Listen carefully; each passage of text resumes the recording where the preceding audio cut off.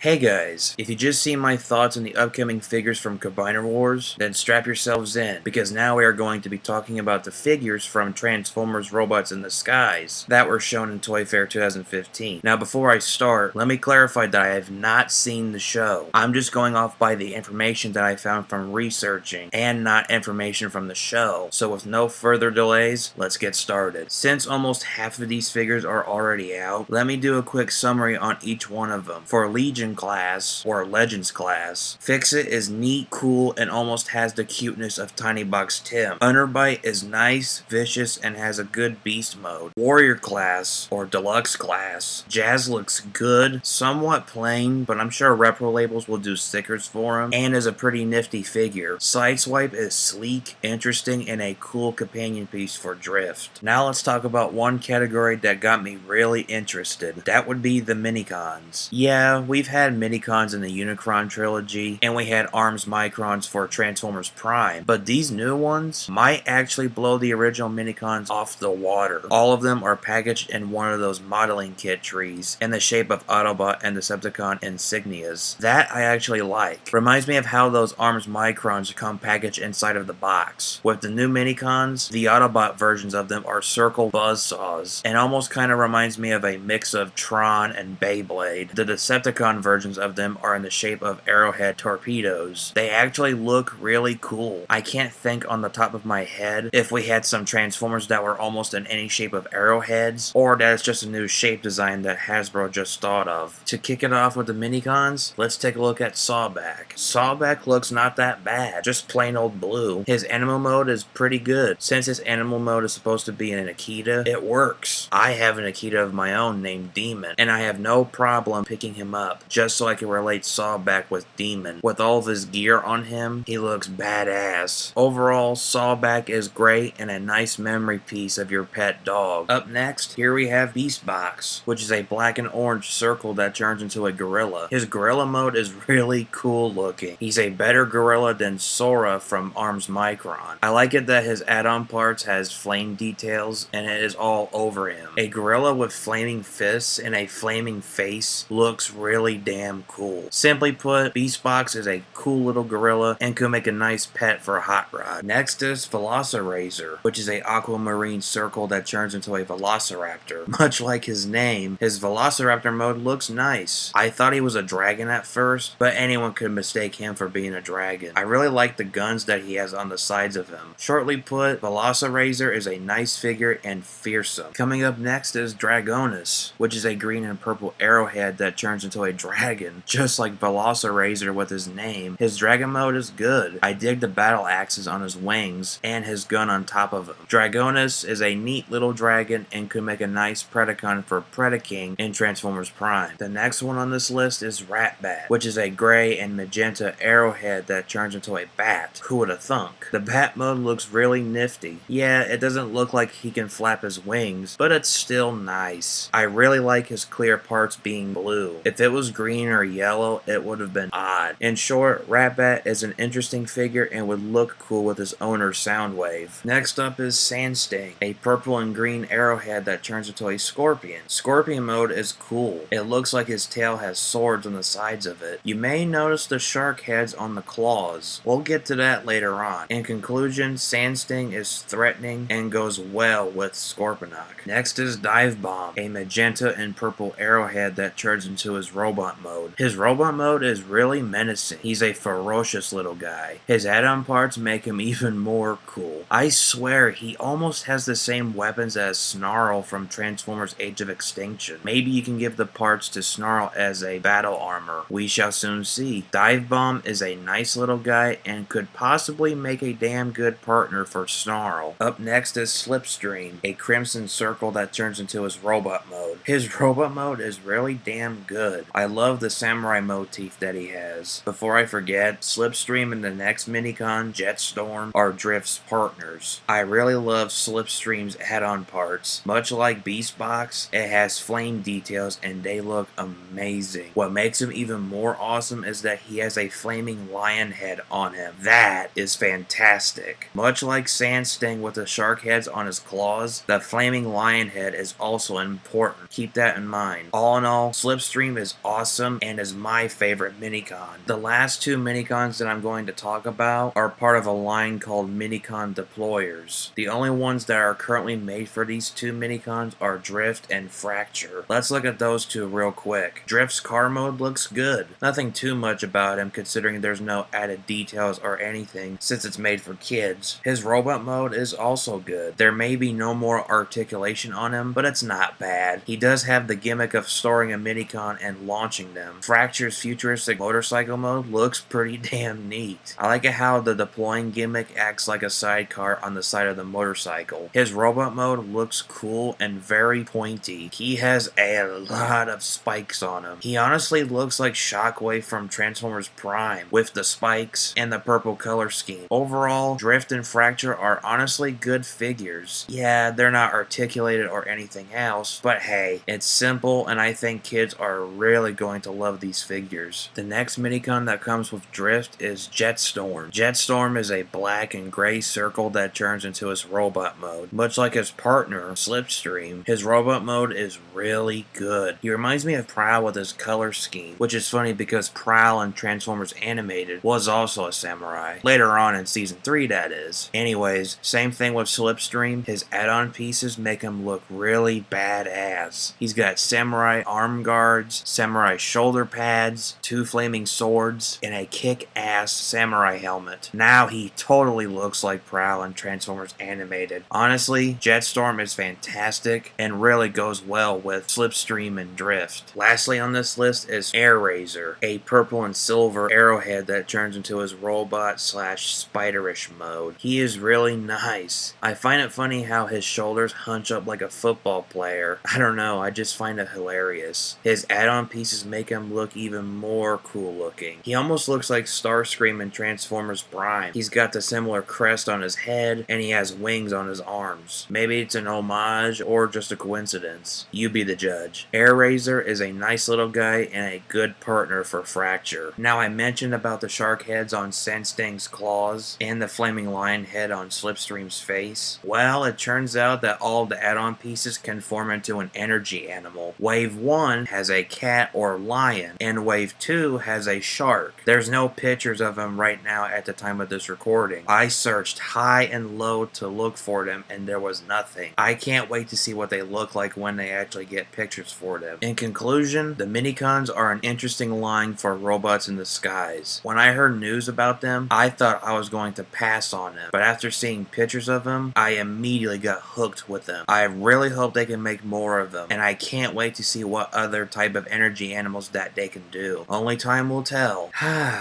That went well. If you guys made it all the way to the end, I thank you for that. If any of you guys seen the show, and if I misspoke any information on any of the Minicons, feel free to correct me in the comments. Well, after doing lots of research and getting this video done, I think I might watch the show right after I'm done. Anyways, thanks for watching, and if some of you haven't seen my video on talking about the upcoming figures from Combiner Wars, feel free to watch that video first. I hope you guys enjoyed this video, and as always, I will catch you later. See you later, guys.